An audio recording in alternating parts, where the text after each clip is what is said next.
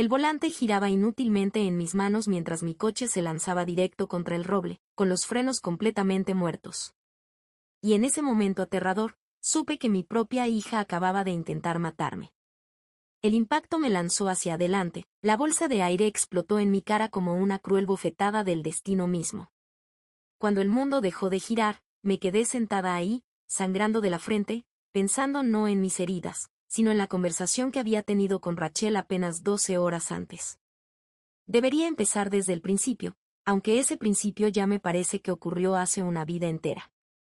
Mi nombre es Margaret Sullivan, pero todos me dicen Maggie, y a mis 67 años pensé que ya había visto toda clase de traiciones que la vida pudiera dar. Me equivoqué.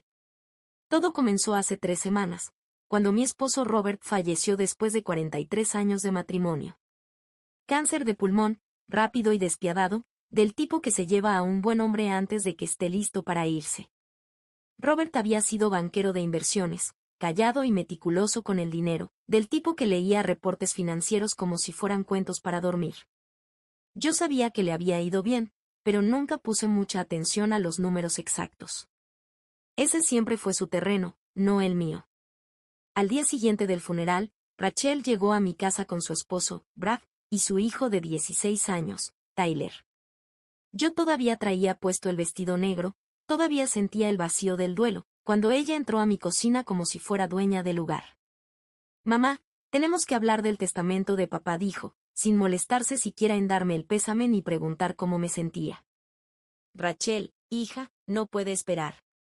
Tu padre apenas lleva 72 horas de haberse ido. Llamó el abogado, interrumpió Brad, con la voz aguda de emoción. Hay más dinero del que pensábamos. Mucho más. Me quedé mirándolos. A estas dos personas que yo había criado y recibido en mi familia, y sentí que algo helado se me asentaba en el estómago. ¿De qué están hablando?, pregunté. Rachel sacó un sobremanila grueso. Papá valía $30 millones. Mamá, 30 millones. Y según esto, todo es para ti. El número me golpeó como un puñetazo físico. 30 millones. Robert y yo habíamos vivido cómodos, sí, pero jamás tuve idea de que fuéramos tan ricos. Él siempre había sido modesto con el dinero, el mismo carro por 10 años, recortando cupones, insistiendo en que no necesitábamos una casa más grande. Eso es imposible, susurré. No es imposible, solo es injusto, saltó Rachel, con veneno en la voz. Tienes 67 años, mamá. ¿Qué vas a hacer con 30 millones? ¿Comprar un yate? ¿Irte de crucero por el mundo? Mientras tanto, Brad y yo estamos ahogados en deudas. Tyler necesita dinero para la universidad y estamos a punto de perder la casa. Volteé a ver a mi nieto, que no levantaba la mirada de su celular, evitando cualquier contacto visual. Estaba claro que esta conversación ya estaba planeada, ensayada, y que él no quería ser parte de ella. Rachel, dije despacio, me acabo de enterar de este dinero hace 5 minutos. ¿Podemos, por favor, hablar de esto con calma? No hay nada que hablar, intervino Brad, inclinándose hacia adelante con esa postura agresiva que usaba cuando quería algo. Tú no necesitas 30 millones. Nadie de tu edad necesita esa cantidad. Lo responsable sería repartirlo ahora, para que todos podamos beneficiarnos. Lo responsable, repetí lentamente, saboreando la manipulación escondida en esas palabras. ¿Y exactamente qué estás sugiriendo? Rachel se inclinó sobre la mesa y tomó mi mano. Sus dedos estaban fríos y sudorosos. Transfiérenos la herencia. Nos encargaremos de todo, mamá. Nunca tendrás que preocuparte por dinero, ni por inversiones, ni por esas cosas complicadas. Te aseguraremos comodidad por el resto de tu vida. El resto de mi vida. Era como si ya estuviera muriéndome, como si ya no importara, como si fuera solo una carga que había que administrar en lugar de una persona con sus propios deseos y sueños. Necesito tiempo para pensar en esto, dije con firmeza. La máscara de Rachel se resbaló por un instante, y alcancé a ver algo feo brillar en su rostro. ¿Tiempo para pensar, mamá? Esto es familia. Esto. No te estamos pidiendo que pienses. Te estamos pidiendo que hagas lo correcto. Pero lo que Rachel no sabía era que 36 horas después estaría sentada en un coche destrozado, preguntándome si hacer lo correcto iba a costarme la vida. A la mañana siguiente de la visita de Rachel, me senté en la oficina de mi abogado, intentando procesar la realidad de la fortuna de Robert. Harold Brennan había sido nuestro abogado por 20 años. Un hombre de voz suave y mirada bondadosa, que se encargó de nuestros testamentos, la compra de casas y todos esos asuntos legales cotidianos de un matrimonio largo. Tu esposo fue muy específico con sus intenciones, Maggie, me dijo Harold, deslizando una copia del testamento sobre su escritorio. Todo es para ti, con instrucciones claras de que uses el dinero como mejor te parezca. No quería que nadie más tomara decisiones sobre tu futuro financiero. Pasé el dedo por la firma de Robert, recordando lo cuidadoso que siempre era al firmar documentos importantes. Harold, yo no tenía idea de que tuviéramos tanto dinero. Robert era un inversionista excepcional. Además heredó una suma considerable del negocio inmobiliario de su padre, dinero que invirtió con sabiduría durante décadas. La mayor parte vino de una empresa de software en la que compró acciones en los 80. Nadie esperaba que se convirtiera en lo que llegó a ser, Microsoft. Tu esposo tuvo acciones de Microsoft en silencio durante 40 años. ¿Rachel sabía de esto?, pregunté. La expresión de Harold se ensombreció ligeramente. Ha llamado a mi oficina 6 veces en la última semana, exigiendo detalles sobre la herencia. Le he repetido varias veces que solo puedo hablar de esto contigo, pero ha sido bastante insistente, dijo Harold. Insistente. Esa era una forma educada de decirlo. Rachel siempre había sido determinada, incluso de niña. Pero en algún punto, esa determinación se había torcido en algo más exigente, más lleno de derecho. Quiere que le transfiera el dinero a ella y a Brad, confesé. Esa es una decisión que solo tú puedes tomar, Maggie, respondió Harold, pero me siento obligado a mencionarte que tu esposo incluyó específicamente una cláusula en el testamento. Pasó a la segunda página.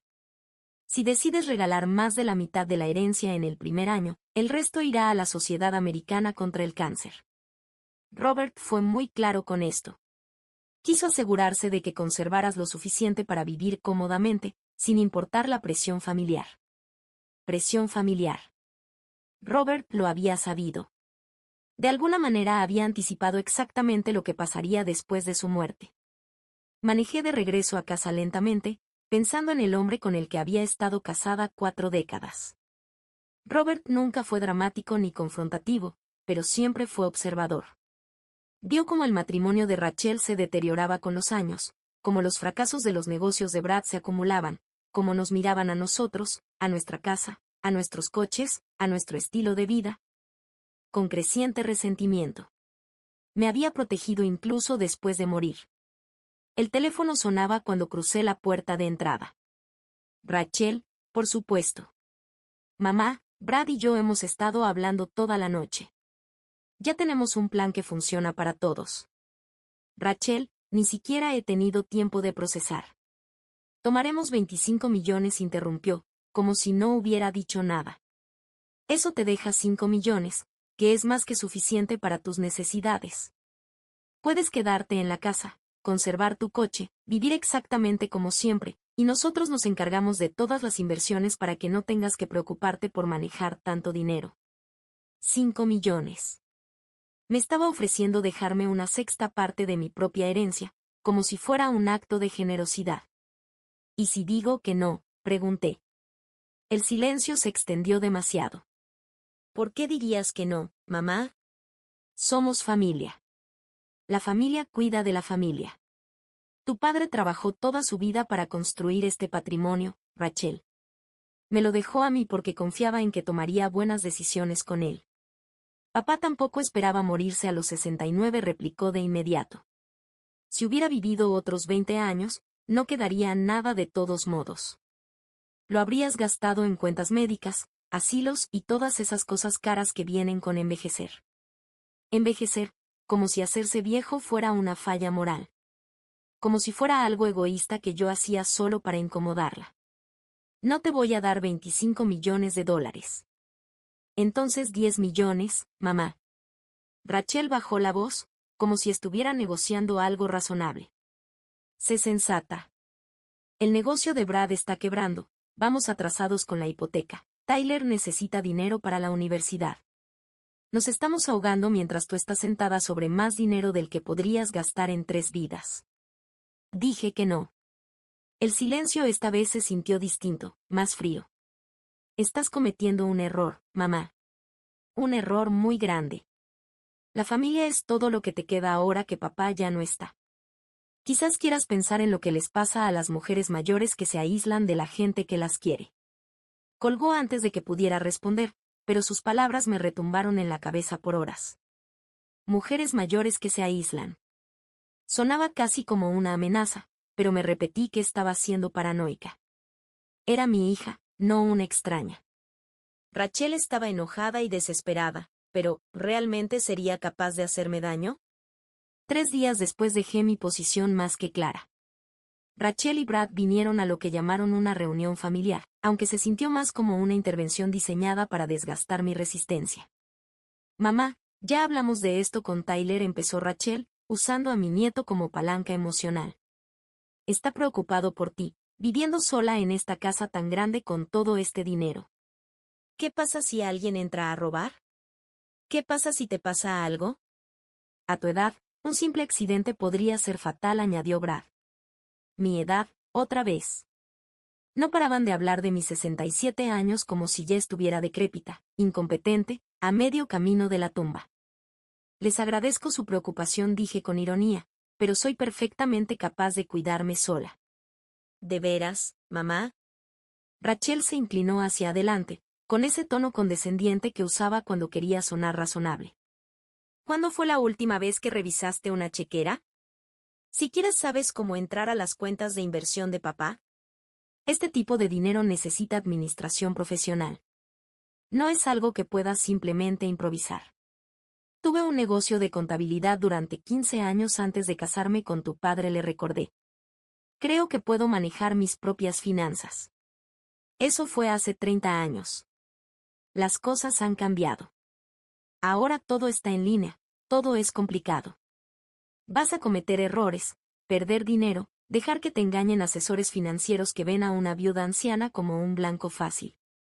Viuda anciana. Otra frase encantadora, diseñada para hacerme sentir indefensa. La respuesta sigue siendo no, dije con firmeza. La compostura de Brad por fin se resquebrajó. Esto es ridículo. Estás siendo egoísta y terca, y lo vas a lamentar. ¿Perdón? Lo oíste bien. Estás actuando como una niña mimada que no quiere compartir sus juguetes. Ese dinero podría cambiar nuestras vidas, asegurar el futuro de Tyler, resolver todos nuestros problemas. Pero en lugar de eso, prefieres guardarlo como una avara. Me levanté, mi temperamento por fin superando mi sorpresa. Lárguense de mi casa. Mamá, espera, intentó interceder Rachel, pero yo ya había terminado de ser amable. Fuera. Los dos. Y no regresen hasta que estén listos para tratarme con el respeto que merezco. Se fueron en una furia de portazos y llantas rechinando. Me quedé de pie en la ventana de la sala, mirando cómo su coche desaparecía al final de mi calle, con una mezcla de alivio y tristeza. Alivio, porque por fin me había defendido. Tristeza, porque acababa de romper lazos con mi única hija. Pero había tomado la decisión correcta. Robert me había dejado ese dinero a mí, no a Rachel ni a Brad. Si querían seguridad financiera, podían trabajar por ella igual que Robert y yo lo hicimos. A la mañana siguiente, desperté y descubrí que no estaba mi periódico en la entrada. Algo pequeño, pero extraño. Llevaba 12 años recibiendo el mismo diario, y nunca había llegado tarde ni se había perdido. Al día siguiente, mi buzón apareció tirado en el suelo. El cartero dijo que parecía como si alguien le hubiera pegado al buzón con un bate de béisbol, aunque nadie había visto nada. El jueves, al volver del supermercado, encontré mis botes de basura tirados por todo el jardín. Había basura regada por todas partes, como si alguien los hubiera pateado a propósito. Incidentes pequeños, vandalismo barato, de ese que podrían hacer unos adolescentes por una apuesta. Pero el momento se sentía distinto, como algo planeado, calculado para hacerme sentir insegura en mi propia casa. No llamé a Rachel para quejarme. Tampoco llamé a la policía, aunque probablemente debía hacerlo. En lugar de eso, recogí el tiradero y me repetí que estaba imaginando patrones donde no había ninguno. Pero el viernes en la mañana, cuando intenté encender mi coche y el motor hizo un ruido áspero que nunca antes había hecho, por fin admití lo que había estado evitando pensar. Alguien me estaba mandando un mensaje, y quería que entendiera exactamente lo vulnerable que era. Viviendo sola en una casa grande, con $30 millones y nada de protección, más que las cerraduras de mis puertas. La pregunta era, ¿hasta dónde estaban dispuestos a llegar para dejar claro su punto? Estaba a punto de averiguarlo. El sábado en la mañana tenía una cita con mi asesor financiero en el centro.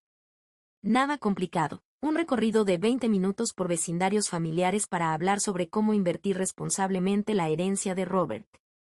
Había hecho ese trayecto decenas de veces a lo largo de los años, siempre confiando en mi Honda Civic, tan confiable.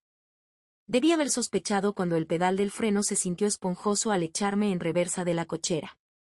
Pero estaba distraída, pensando en la reunión, repasando mentalmente preguntas sobre fondos de inversión y planes de retiro. La mañana estaba fresca y clara, de esas de octubre que suelen animarme. La primera señal real de problema apareció cuando llegué a la señal de alto al final de mi calle. Pisé el freno y el pedal se fue hasta la mitad del piso antes de que el coche redujera la velocidad con desgano. Extraño, sí, pero no lo suficientemente alarmante como para regresar. Me dije a mí misma que seguramente era solo condensación de la mañana en las pastillas de freno, algo que se resolvería después de unas cuantas paradas más. Pero para cuando llegué a la avenida principal, ya sabía que estaba en serios problemas. El pedal se iba hasta el fondo y el coche apenas reducía la velocidad. Mi corazón empezó a latir desbocado mientras bombeaba los frenos frenéticamente, sintiendo nada más que resistencia vacía. Iba a 70 km/h en una calle transitada y no tenía manera de detenerme. El semáforo de la intersección estaba en rojo. Los autos cruzaban desde ambas direcciones y yo me acercaba demasiado rápido, sin poder frenar. Toqué el claxon con fuerza y me lancé al carril de vuelta a la izquierda, esquivando por centímetros a un sedán azul. El conductor me tocó la bocina furioso, sin tener idea de que acababa de presenciar un intento de asesinato. Porque para ese momento yo ya estaba segura de lo que pasaba. La línea de frenos no había fallado sola. Alguien la había cortado. Alguien había saboteado mi coche. Alguien me había mandado esa mañana esperando que muriera en un choque envuelta en llamas que parecería nada más un trágico accidente. Entonces vi el roble. Apareció al subir la colina, enorme, seguramente con más de 100 años, erguido en un pequeño parque a la derecha de la carretera. En ese instante tuve que decidir, intentar tomar la curva y arriesgarme a chocar contra otros autos, o dirigir el coche hacia el árbol y esperar que el impacto no me matara. Elegí el árbol.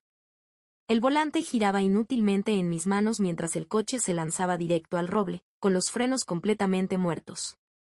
Y en ese momento aterrador, supe que mi propia hija acababa de intentar matarme. El impacto fue brutal. La bolsa de aire explotó en mi cara como un puñetazo, y el sonido del metal doblándose llenó el aire. El cinturón me cortó el pecho mientras el coche se plegaba contra el viejo tronco.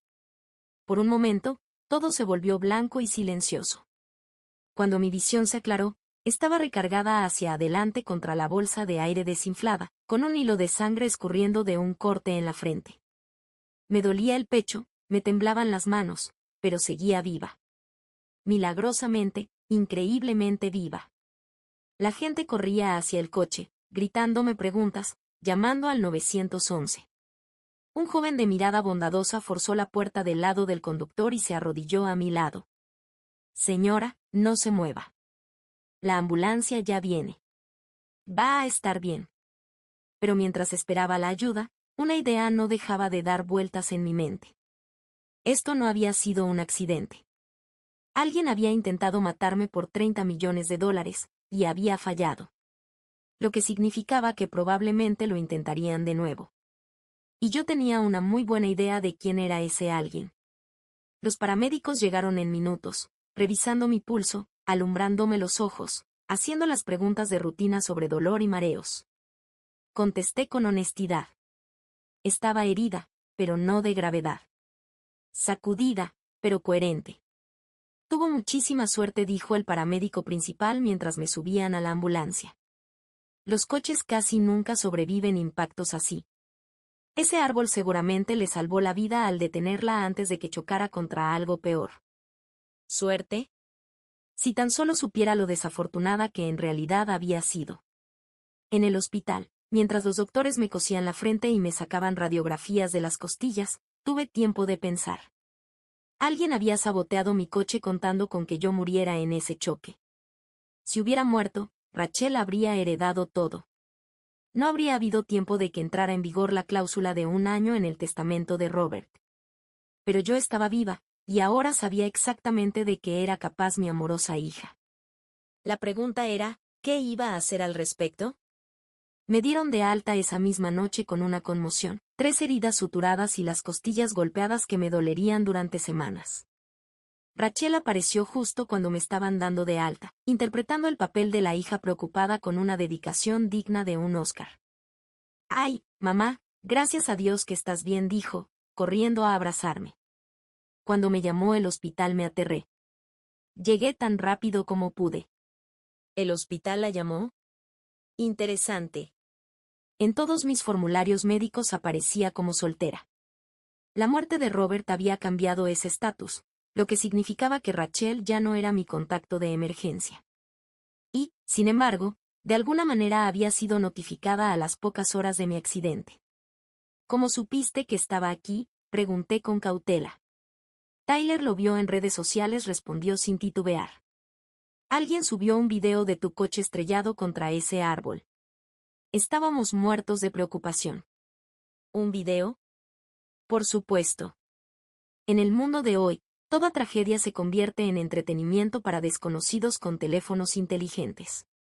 Lo importante es que estás a salvo, dijo Brad, apareciendo junto a ella con un ramo de flores que parecía salido de la tiendita del hospital. Aunque esto realmente nos hace pensar en lo que platicamos el otro día. No te estás haciendo más joven, Maggie, y accidentes como este se van a volver más comunes. ¿Más comunes? Como si una falla en los frenos fuera consecuencia natural del envejecimiento, y no de un sabotaje deliberado. El oficial de policía había dicho que parecía una falla de frenos. Rachel continuó. Probablemente solo desgaste normal en un coche viejo. Estas cosas pasan. Pero yo había llevado mi auto al servicio hacía apenas 2 meses. El mecánico había revisado los frenos en específico y los había declarado en perfecto estado. Las líneas de freno no se rompen solas en un vehículo bien mantenido. Supongo que vas a querer quedarte con nosotros mientras te recuperas, dijo Rachel con voz dulce.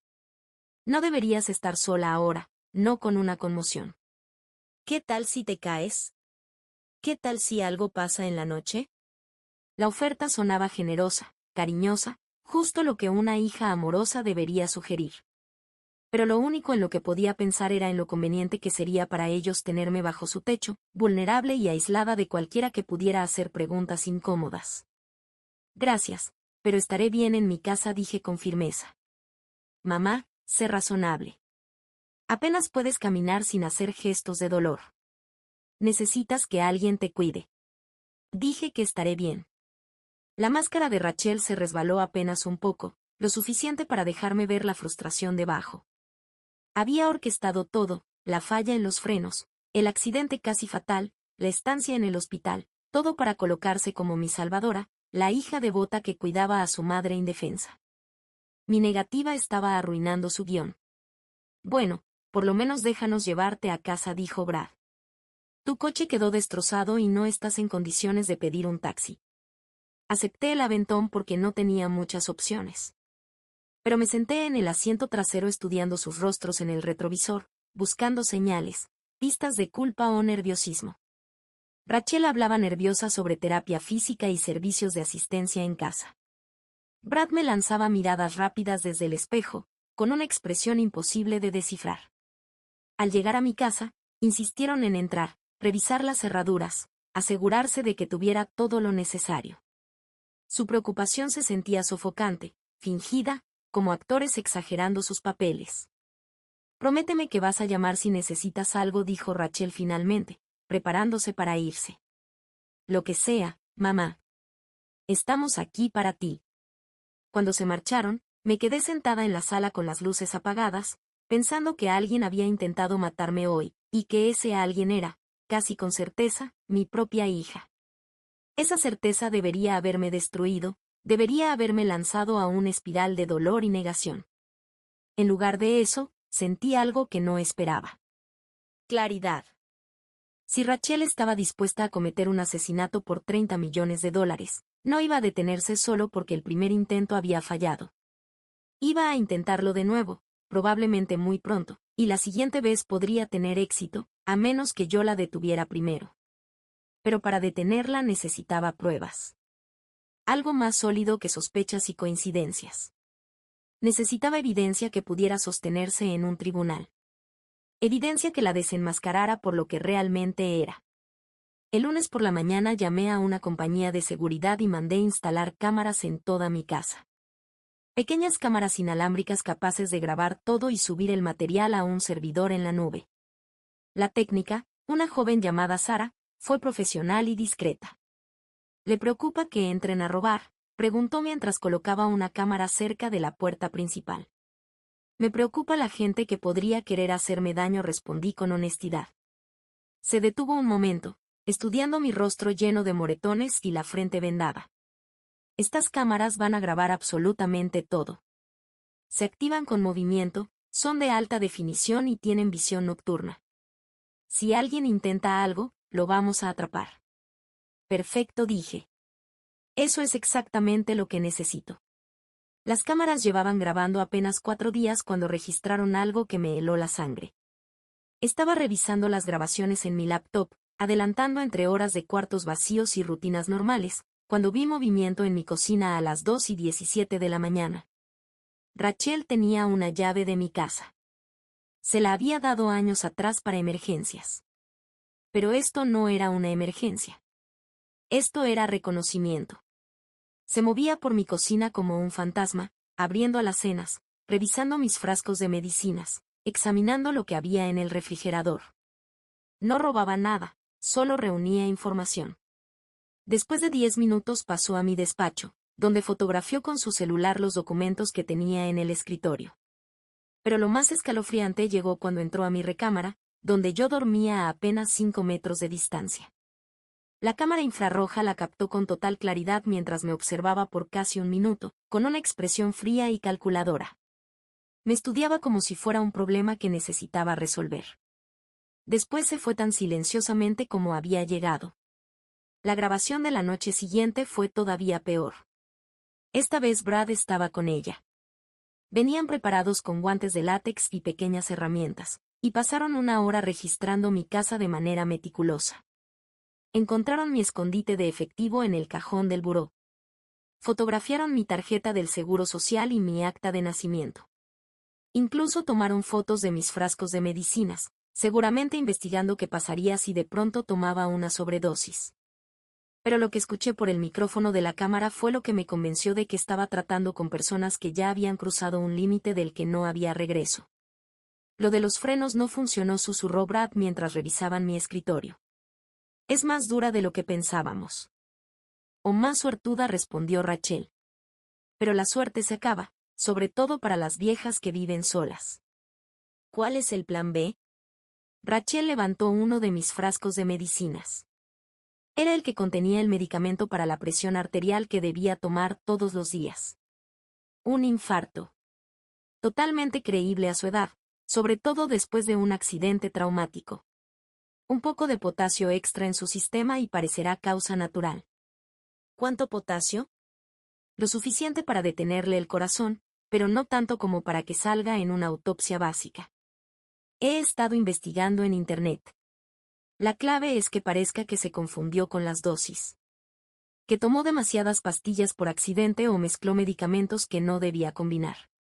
Mis manos temblaban mientras veía a mi propia hija planear mi asesinato con la eficiencia casual de quien hace una lista de mandado. Esto no era un momento de desesperación ni de enojo. Esto era algo premeditado, calculado, planeado en sangre fría. ¿Cuándo?, preguntó Brad. Pronto. mientras más esperemos, más sospechoso se vuelve. Y no me gusta cómo he estado actuando últimamente. Demasiado alerta, demasiado independiente. Es como si sospechara algo. Pasaron otros 20 minutos en mi casa, tomando fotos de mis papeles, memorizando mis rutinas, planeando mi muerte. Cuando por fin se fueron, me quedé sentada en la oscuridad durante horas, tratando de asimilar lo que acababa de presenciar. Mi hija quería matarme. No en un arranque de ira, no en defensa propia, ni siquiera por desesperación. Quería asesinarme de manera metódica y deliberada, por dinero. Pero yo tenía algo de lo que ella no sabía nada: pruebas. Horas de grabaciones en alta definición donde se le veía entrando a mi casa, hablando de métodos para matarme, planeando envenenarme con mis propias medicinas. Era suficiente para mandarla a prisión por muchísimos años. La pregunta ahora era cuándo y cómo soltar la trampa. Porque en algo Rachel tenía razón, el tiempo se me estaba acabando. Si esperaba demasiado, quizá no sobreviviría para ver la justicia cumplirse. Pero en estas últimas semanas había aprendido algo muy importante sobre mí misma. Era más fuerte de lo que cualquiera creía, más fuerte de lo que Rachel esperaba, más fuerte de lo que Brad imaginaba. Y quizá más fuerte de lo que yo misma había pensado. Ya había sobrevivido a un intento de asesinato. Ahora tenía que asegurarme de que no hubiera un segundo. La cazadora estaba a punto de convertirse en la presa, y mi querida hija estaba por llevarse la sorpresa de su vida. A la mañana siguiente llamé a la detective María Santos, de la oficina del sheriff del condado. La había conocido 2 años antes, cuando hubo una ola de robos en el vecindario, y me había impresionado su minuciosidad y su inteligencia. Si alguien podía ayudarme a navegar esta pesadilla, era ella. Señora Sullivan, la recuerdo, dijo cuando me identifiqué.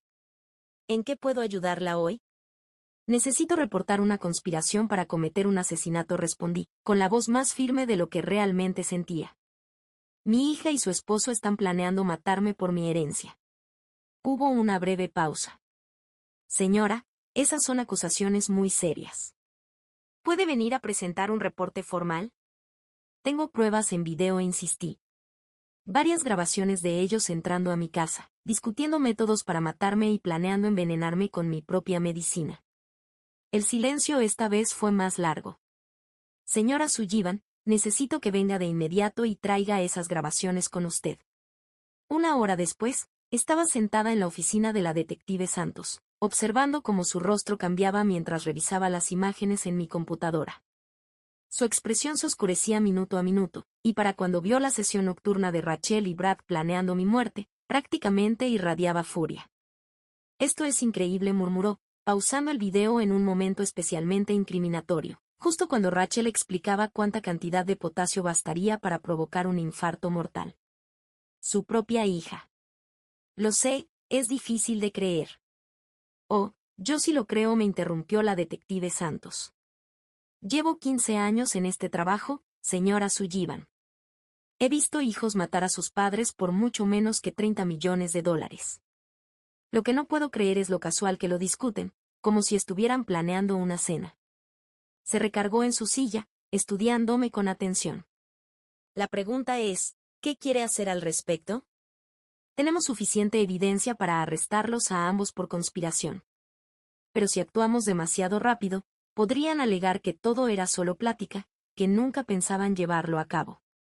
¿Qué está sugiriendo? Que los dejemos intentar, dijo, con la mirada dura como el pedernal. Montaremos vigilancia. La vamos a equipar con micrófonos ocultos y dejaremos que hagan su movimiento. Cuando intenten envenenarla, los tendremos con las manos en la masa por intento de homicidio. La idea de ponerme deliberadamente en peligro, de permitir que Rachel creyera que lograba matarme, me revolvió el estómago. Pero la detective Santos tenía razón. Conspirar para asesinar era una cosa, el intento de asesinato traía una condena mucho más larga.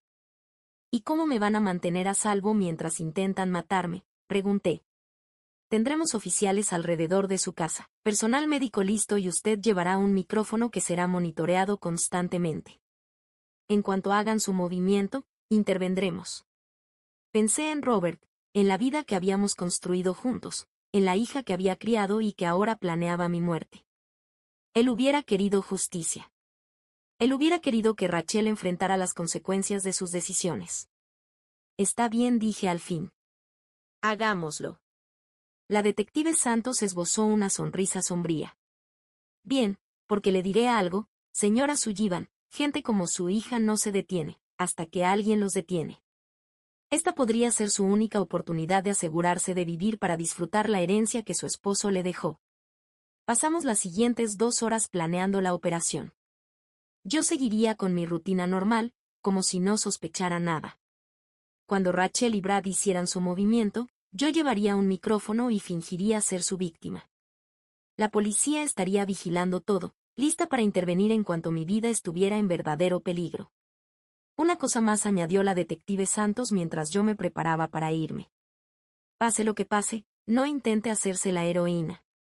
Estas personas ya demostraron que son capaces de matar. Si algo sale mal, si siente que está en peligro real, diga la palabra clave mariposa y entraremos de inmediato. Mariposa. Una palabra tan delicada para una situación tan mortal. Pero mientras conducía de regreso a casa, sentí algo que no había experimentado desde la muerte de Robert, un propósito. Rachel creía que estaba cazando a una anciana indefensa. Ella no tenía idea de que estaba caminando directo a una trampa que iba a destruir su vida tan a fondo como ella había intentado destruir la mía. Que empiecen los juegos, dijo Rachel la noche siguiente, con una voz dulce como miel, cargada de falsa preocupación. Mamá, he estado pensando en lo de tu accidente de auto. Todavía estás recuperándote y me siento fatal por no haber sido más solidaria. Qué detalle tan lindo de tu parte, hija, respondí, actuando mi papel a la perfección, mientras el diminuto micrófono pegado a mi pecho grababa cada palabra. ¿Por qué no voy mañana y te preparo la cena? Como cuando era niña, ¿te acuerdas? Podríamos pasar un buen rato juntas. Solo nosotras dos. Solo nosotras dos. Perfecto para un asesinato. En otras palabras, suena maravilloso, Rachel. Me encantaría. Genial. Paso como a las 6. Llevaré las cosas y te voy a preparar tu platillo favorito. Ese guiso de pollo que me hacías cuando estaba enferma. La ironía era casi demasiado. Planeaba envenenarme con una comida que representaba cuidado y consuelo materno. Si no hubiera tenido el micrófono grabando para la policía, tal vez me habría reído del retorcido simbolismo. El día siguiente avanzó con una lentitud desesperante. Alcanzaba a ver los autos sin marcas estratégicamente estacionados en mi vecindario, y sabía que la detective Santos estaba monitoreando mi micrófono desde una camioneta a 3 cuadras de distancia. Personal médico esperaba en el hospital local, listos para hacerme un lavado de estómago o dar cualquier atención de emergencia que hiciera falta. Rachel llegó puntualmente a las 6 en punto, cargando bolsas del supermercado y con la sonrisa más brillante que le había visto en semanas. Parecía una mujer sin preocupaciones, no alguien que planeaba cometer un asesinato antes del postre. «Te ves cansada», mamá dijo, besándome la mejilla con unos labios que se sentían fríos contra mi piel. «¿Has podido dormir bien desde el accidente?» La verdad no mucho, admití, y era cierto. No dejo de pensar en lo que pudo haber pasado si no hubiera traído puesto el cinturón de seguridad. Bueno, ahora estás a salvo. Eso es lo que importa. Se metió a la cocina con toda naturalidad, sacando los ingredientes con la eficiencia de alguien que había planeado esta comida con mucho cuidado. ¿Por qué no te relajas en la sala mientras cocino? Quiero consentirte esta noche. Me acomodé en mi sillón favorito, observando por la puerta de la cocina como Rachel preparaba lo que tenía la intención de que fuera mi última cena. Se movía con seguridad, sazonando el pollo, picando verduras, hirviendo pasta. Todo parecía normal, doméstico, lleno de cariño, hasta que creyó que yo no la estaba mirando. La vi de reojo. Rachel abrió su bolso y sacó un frasco pequeño de medicamento con receta. Volteó hacia la sala para asegurarse de que yo estaba distraída con la televisión y enseguida sacudió varias pastillas en la palma de su mano. Con movimientos ensayados, las trituró con el lado plano de un cuchillo y mezcló el polvo con el guiso. Suplementos de potasio, tal como había comentado con Brad en la grabación de vigilancia. La cena está casi lista, gritó alegremente, como si no acabara de sazonar mi comida con suficiente medicamento para detener mi corazón. Me temblaban las manos, pero me obligué a mantener la calma. El micrófono lo estaba grabando todo. La policía escuchaba. Solo tenía que sobrevivir la siguiente hora sin comer lo suficiente de aquel guiso envenenado para matarme. Rachel me sirvió un plato rebosante de pollo, pasta y verduras. Se veía delicioso, perfectamente normal, justo como la comida reconfortante que me había prometido. Ella se sentó en la silla frente a mí con su propio plato, en el que noté había mucha menos comida que en el mío. Se ve delicioso, cariño, dije, tomando un pequeño bocado con el tenedor y llevándolo hacia mi boca. Lo hice con amor extra, respondió ella, mirándome con atención. Amor extra, potasio extra. Al parecer, lo mismo en la mente retorcida de Rachel. Fingí comer, moviendo la comida en el plato, tomando mordidas diminutas y masticando con cuidado para después escupirlas en la servilleta cuando no me veía. Era un baile delicado, aparentar que consumía la cena mientras en realidad evitaba el veneno.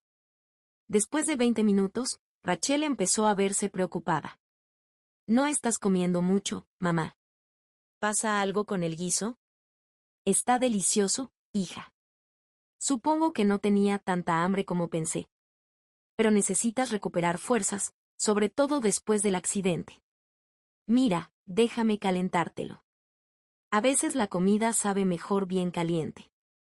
Se llevó mi plato a la cocina y escuché el microondas encenderse. Cuando regresó, el guiso estaba humeante y le había agregado otra porción. Así debe saber mucho mejor. Esta vez no me dejó sola. Se sentó justo frente a mí, observando cada bocado, animándome a comer más, comentando que ya me veía mucho mejor. Su atención era sofocante, casi maternal, y al mismo tiempo absolutamente aterradora. Logré comerme apenas un cuarto del platillo envenenado, suficiente para enfermarme, pero esperaba que no tanto como para matarme antes de que los efectos empezaran a notarse. Mi corazón comenzó a acelerarse, mi visión se volvió borrosa y mis manos temblaban sin control. «Mamá, ¿estás bien?», preguntó Rachel, aunque en su voz había emoción, no preocupación. «Me siento rara», dije, y ya no era una actuación. Mareada, como si el corazón me latiera demasiado rápido. «Tal vez deberías recostarte», sugirió, levantándose de inmediato. «Ven, te ayudo a ir a la recámara». Pero en lugar de ayudarme, dio un paso atrás y me observó mientras yo luchaba por ponerme de pie con unas piernas cada vez más inestables. Me miraba como una científica analizando a una rata de laboratorio, tomando notas mentales sobre la progresión de los síntomas. Fue entonces cuando entendí que ella no pensaba llamar al 911. Planeaba quedarse ahí, viéndome morir, seguramente dándome falsas palabras de consuelo mientras en secreto celebraba su victoria. Mi hija era un monstruo, y estaba a punto de recibir exactamente lo que merecía. «Mariposa», susurré, lo bastante fuerte para que el micrófono oculto captara la palabra. Apenas salió de mis labios cuando todo ocurrió de golpe. La puerta de la entrada explotó hacia adentro mientras varios policías irrumpían en la casa, armas desenfundadas, gritando órdenes. El detective Santos entró por la cocina, seguido de paramédicos que enseguida me rodearon con su equipo de emergencia. El rostro de Rachel recorrió todo un abanico de emociones en 3 segundos: confusión, pánico, comprensión y al final, pura rabia. «¿Qué es esto?», gritó, pegándose contra la pared mientras los oficiales se acercaban a someterla. «¿Qué está pasando? ¿Y mamá, qué hiciste?» «Señora, queda arrestada por intento de homicidio», dijo el detective Santos, mostrando las esposas. «Tiene derecho a guardar silencio». «Que esto es una locura». «Yo estaba cuidando a mi mamá. Está teniendo una emergencia médica». Pero aunque protestaba, los paramédicos ya estaban midiendo mi presión, revisando mi pulso y preparándome para trasladarme al hospital.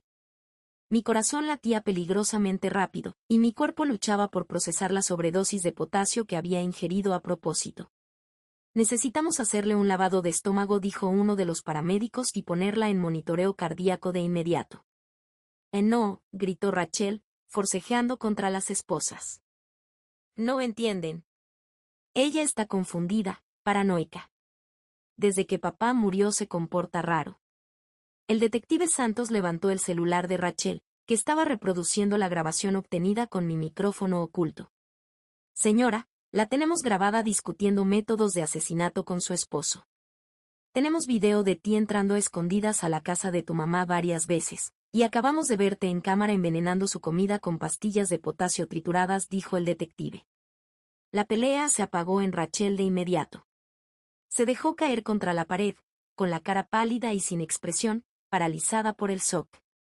¿Cuánto tiempo llevan vigilándome?, preguntó en voz baja. El suficiente, respondí yo, con una voz más firme de lo que en verdad me sentía. El suficiente para ver exactamente qué clase de persona eres.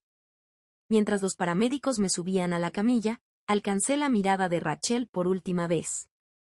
Tu padre estaría avergonzado de ti, le dije. Él te quería tanto, y así es como honra su memoria. ¿Tratando de asesinar a la mujer que él dedicó su vida a proteger? Rachel comenzó a llorar entonces. No eran lágrimas de arrepentimiento, sino de rabia y frustración. Lloraba porque la habían atrapado, no porque lamentara lo que intentó hacer. No entiendes, sollozó mientras los oficiales la escoltaban hacia la puerta. No entiendes lo que es verte sentada sobre todo ese dinero mientras nosotros batallamos.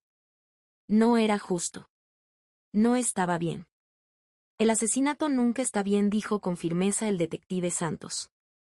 Y 30 millones jamás valen más que la vida de tu madre. Habría sido rápido, dijo Rachel, mirándome directo a los ojos. Rápido e indoloro. Eso es más misericordia de la que tú me diste, haciéndome rogar por un dinero que de todos modos me correspondía. La manera tan casual con la que hablaba de mi asesinato, como si estuviera describiendo un trato de negocios, me heló la sangre. Esa ya no era mi hija. Esa era alguien irreconocible. Alguien cuyo amor por el dinero había consumido por completo cualquier amor que alguna vez hubiera tenido por mí. En el hospital, los doctores trabajaron durante 3 horas para estabilizar el ritmo de mi corazón y eliminar el exceso de potasio de mi sistema. Estuve más cerca de la muerte de lo que imaginaba. Tan cerca, que los doctores se sorprendieron de que hubiera sobrevivido sin daño permanente. Tuvo muchísima suerte, me dijo el doctor Peterson mientras me recuperaba en la unidad cardíaca. Unos cuantos bocados más de esa comida y tal vez no hubiéramos podido salvarla. ¿Suerte? Otra vez esa palabra. Pero esta vez yo sabía que no había sido la suerte lo que me salvó, sino la preparación, el valor y la ayuda de gente que valoraba más la justicia que la lealtad familiar. La mañana siguiente, la detective Santos me visitó con novedades sobre el caso de Rachel. Se acomodó en la silla junto a mi cama y me dijo. Ella confesó todo. Lo de los frenos, las entradas forzadas, el envenenamiento. Su esposo Brad intenta decir que lo obligó, pero lo tenemos en video hablando de métodos para matar. Los dos se enfrentan entre 25 años y cadena perpetua. 25 años a cadena perpetua. Mi hija pasaría el resto de su vida en prisión, y ella sola se había puesto en ese lugar por su propia ambición y crueldad. ¿Cómo se siente con eso?, preguntó suavemente la detective Santos. Lo pensé un buen rato antes de responder. Triste, dije al fin. Pero no arrepentida. Ella tomó su decisión y ahora tiene que vivir con las consecuencias. ¿Algún remordimiento sobre cómo manejó todo esto? Solo uno, contesté. Me pesa que me haya tomado tanto tiempo ver quién era realmente. Pero eso ya quedaba atrás. Rachel iría a prisión. Brad enfrentaría sus cargos. Y yo, por fin, era libre de vivir mi vida sin miedo. 30 millones de dólares era mucho dinero.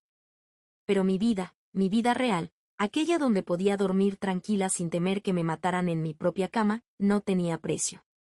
El juicio se convirtió en una sensación mediática. Hija intenta asesinar a su madre por herencia de 30 millones apareció como encabezado en periódicos de todo el país, y reporteros acamparon afuera de la corte todos los días durante 3 semanas. Me convertí en una celebridad sin quererlo, la abuela que había logrado burlar a su propia hija asesina con cámaras escondidas y la cooperación de la policía. El abogado defensor de Rachel intentó pintarla como una madre desesperada, llevada al límite por la presión financiera. Habló de los negocios fallidos de Brad, de los gastos de la Universidad de Tyler, del peso aplastante de las deudas que, según él, los había orillado a hacer cosas terribles. Pero la fiscalía presentó horas de grabaciones donde Rachel planeaba mi muerte con una frialdad escalofriante, y mi testimonio sobre los frenos manipulados terminó de sellar su destino. El jurado deliberó exactamente 2 horas antes de regresar con un veredicto de culpabilidad en todos los cargos: conspiración para cometer homicidio, intento de homicidio, allanamiento y poner en peligro a terceros. Brad recibió una sentencia parecida, aunque su cooperación con los fiscales le redujo un poco el tiempo en prisión. Durante todo el juicio, Rachel jamás me miró directamente. Se sentaba en la mesa de los acusados con la espalda recta, usando ropa conservadora que su abogado había escogido para que se viera más digna de lástima. Pero yo podía sentir la rabia saliéndole por los poros, como calor de un horno. Estaba furiosa por haber sido descubierta, no arrepentida de lo que había hecho. Tyler, mi nieto de 16 años, estuvo en la sala el día de la sentencia. Desde que arrestaron a sus padres, había estado viviendo con los papás de Brad, y se veía perdido, confundido y con el corazón roto. Cuando el juez condenó a Rachel a 27 años de prisión, Tyler empezó a llorar en silencio. Después de la audiencia, me acerqué a él en el pasillo. Tyler, cariño, le dije con suavidad, sé que esto es increíblemente difícil para ti. Él levantó la cara, con los ojos rojos que me recordaban dolorosamente a Rachel cuando tenía su edad. Abuela, lo siento. Lo siento mucho por lo que mamá intentó hacerte. No tienes nada de qué disculparte, le respondí con firmeza. Nada de esto fue tu culpa. Pero yo sabía que tenían problemas de dinero. Los escuchaba pelear, por eso susurró. Si yo hubiera dicho algo, tal vez nada habría cambiado, excepto que tú también hubieras estado en peligro, lo interrumpí. Tu mamá tomó sus decisiones, Tyler. Tú no las tomaste por ella. Entonces me abrazó, ese adolescente alto y desgarbado que había perdido a sus 2 padres por la avaricia y la estupidez. Nos quedamos en el pasillo del tribunal abrazados, mientras los reporteros tomaban fotos y sus abuelos paternos esperaban con paciencia cerca de nosotros. ¿Y ahora qué sigue?, me preguntó cuando por fin nos separamos. Ahora te concentras en terminar la prepa y en descubrir qué quieres hacer con tu vida, le dije. Y recuerda que la universidad ya está asegurada. Tu abuelo Robert te dejó un fondo educativo hace años. Eso es independiente de todo lo que pasó con tus papás. Por primera vez desde que empezó el juicio, vi en el rostro de Tyler una chispa de esperanza.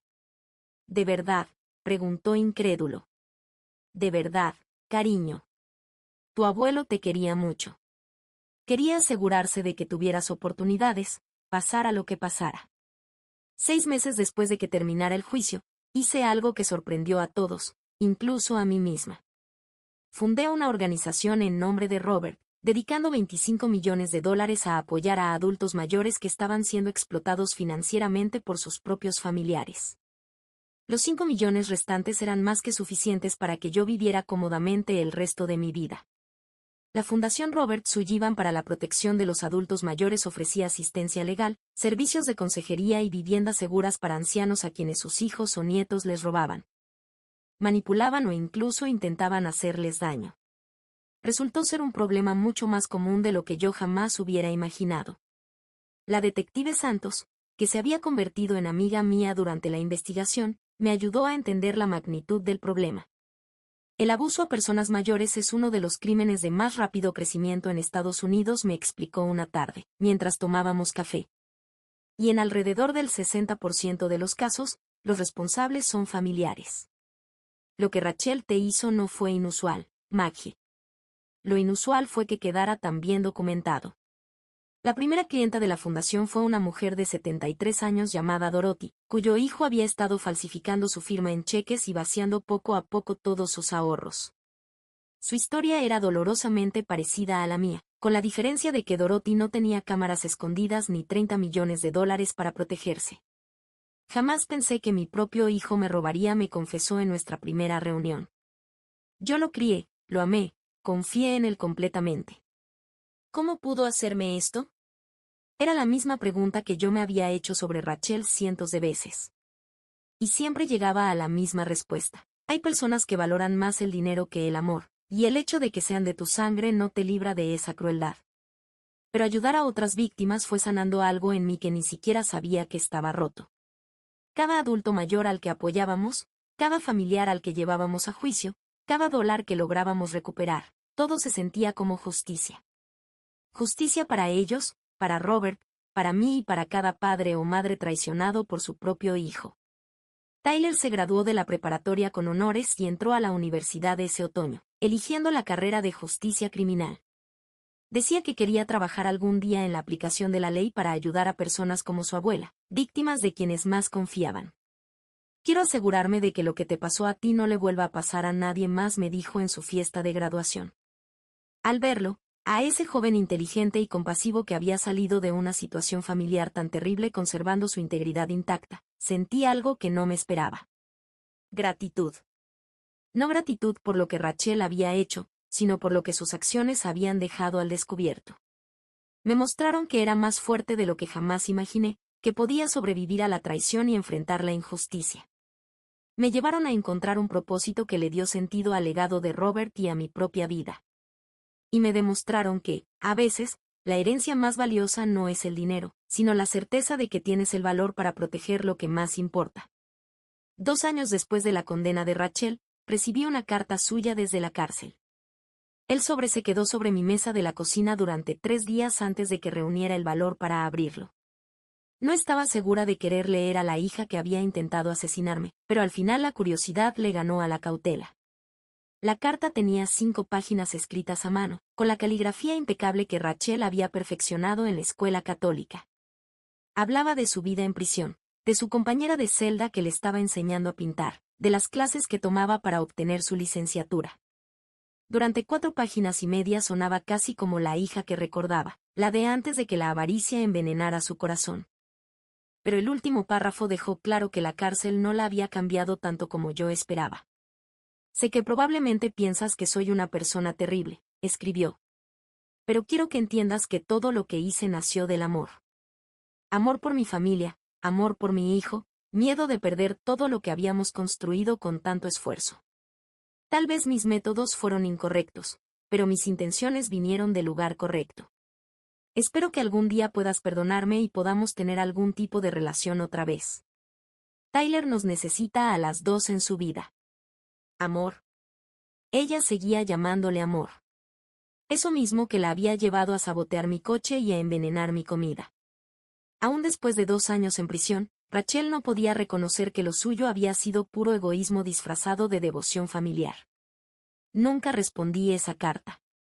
En cambio, Tyler se había convertido en la luz de mi vida. Venía a visitarme cada pocas semanas, trayendo ropa sucia y anécdotas de la universidad, dejándome cocinarle y preocuparme por sus calificaciones. Se había convertido en un gran joven, a pesar de todo lo que sus padres lo hicieron vivir. Y yo estaba más orgullosa de él de lo que las palabras podían expresar. Mamá me escribe a veces, me dijo una tarde de domingo mientras trabajábamos juntos en mi jardín. Me sigue pidiendo que la visite. ¿Quieres hacerlo?, pregunté con cuidado. Se quedó callado un buen rato, arrancando hierbas con más fuerza de la necesaria. No sé. Una parte de mí la extraña, ¿sabes? Sigue siendo mi mamá, incluso después de todo. Pero otra parte está enojada porque eligió el dinero en lugar de la familia, en lugar de ti. No tienes que decidir ahora, le dije. Y nunca, si no quieres. Lo que elijas, te voy a apoyar. ¿Qué habría hecho el abuelo Robert?, preguntó Tyler. Me tomé la pregunta en serio. Robert siempre había sido un hombre dispuesto a perdonar, pero también muy práctico para proteger a los que amaba. Creo que habría dicho que perdonar no significa ponerte en peligro, respondí al fin. Puedes perdonar a tu madre sin tener una relación con ella. Puedes desearle lo mejor sin volver a confiar en ella. Tyler asintió, como si aquella respuesta lo dejara en paz. Trabajamos un rato en silencio cómodo, sembrando tomates y chiles en los cajones de cultivo que Robert me había construido antes de su diagnóstico. Abuela, dijo Tyler al cabo de un rato. ¿Qué pasa, cariño? Gracias. ¿Por qué, mi amor? Por luchar. Por no dejar que ella se saliera con la suya. Por enseñarme que ser familia no significa aceptar que te traten mal. Esas palabras significaron para mí más que todo el dinero que había en las cuentas de Robert. La Fundación Robert Sullivan había crecido más de lo que alguna vez imaginé. En 2 años habíamos ayudado a más de 300 adultos mayores, recuperado más de $8 millones en fondos robados y enviado a 47 familiares a prisión por abuso financiero contra personas mayores. Las estadísticas eran impresionantes, pero lo que realmente me mantenía motivada eran las historias individuales. Como la de Margaret Thompson, cuya propia hija la había estado envenenando poco a poco con insulina para provocarle crisis diabéticas que eventualmente la matarían. O la de Frank Rodríguez, cuyo hijo vendía las pertenencias de su padre en eBay mientras le decía que simplemente las había perdido. O la de Ellen Chan, a quien su nieto convenció de firmar la escritura de su casa haciéndole creer que se trataba de un formulario de Medicare. Cada caso me recordaba que lo que hizo Rachel no había sido algo aislado. Era parte de una epidemia más grande, hijos que veían a sus padres ancianos como obstáculos para una herencia, en lugar de seres humanos que merecían amor y respeto. Pero por cada historia de horror, también había una victoria. Cada familiar que llevábamos a juicio, cada dólar que lográbamos recuperar, cada adulto mayor que lográbamos proteger, todo se sentía como una redención. No solo para las víctimas, también para mí. Había comenzado este camino como una viuda destrozada por el dolor y traicionada por su única hija. Lo terminé convertida en una luchadora, una defensora y una protectora de quienes no siempre podían protegerse solos. Hoy, a mis 69 años, me despierto cada mañana con un propósito. Tengo un trabajo que importa, relaciones que me nutren, y la satisfacción de saber que el dinero de Robert se está usando para honrar su memoria de la mejor manera posible. Rachel sigue en prisión, contando los años que le faltan para la libertad condicional. Brad cumple su condena en otra institución, aparentemente gastando su tiempo en escribir cartas a las juntas de libertad, cartas que nadie lee. Su hijo Tyler ha crecido hasta convertirse en un hombre al que casi no conocen, formado más por su ausencia que por su presencia. A veces me pregunto si las cosas pudieron haber sido diferentes. Si yo hubiera aceptado la primera exigencia de Rachel, esos $25 millones, ¿seguiríamos siendo una familia? ¿Habría estado satisfecha? ¿O habría encontrado nuevas formas de manipularme y controlarme? Nunca lo sabré con certeza, pero sospecho que el dinero nunca fue realmente el punto. El dinero solo fue la excusa que Rachel usó para justificar un comportamiento que venía de un lugar mucho más oscuro, un sitio donde el amor era condicional. La familia era transaccional y los demás existían únicamente para servir sus necesidades. Mi difunto esposo, Robert, me dejó $30 millones y una hija que intentó matarme por ellos. Al final, me quedé con el dinero y perdí a mi hija. Pero lo que gané fue muchísimo más valioso, la certeza de que era más fuerte de lo que jamás imaginé, más valiente de lo que alguna vez necesité ser, y capaz de proteger no solo a mí misma, sino también a otros que necesitan protección. Si estás viendo esta historia y te reconoces en ella, si algún familiar te presiona porque ve tus bienes como su herencia, quiero que sepas que no estás solo. Existen personas que pueden ayudarte, leyes que pueden protegerte y opciones que quizá no habías considerado. Y si, al escuchar esto, piensas en alguien más, un padre, una madre o un abuelo vulnerable a este tipo de abuso, por favor pon atención. El amor no debería costarte todo lo que posees. Y la familia no debería exigirte sacrificar tu seguridad o tu independencia. Yo aprendí esa lección a la mala, pero la aprendí. Y ahora, todos los días uso ese conocimiento para asegurarme de que otras personas no tengan que aprenderlo del mismo modo en que yo lo hice. La justicia no siempre llega rápido, pero cuando llega, vale la pena esperar. Ahora me da curiosidad sobre ti, que estás viendo mi historia. ¿Qué harías si estuvieras en mi lugar? ¿Has pasado por algo parecido? Cuéntame en los comentarios, me encantaría leerte. Mientras tanto, en la pantalla final te dejo 2 historias más que son de las favoritas del canal, y te aseguro que te van a sorprender. Gracias por quedarte hasta aquí, gracias por escucharme. No olvides suscribirte y, si quieres, comparte tu propia historia en los comentarios. Tu voz importa.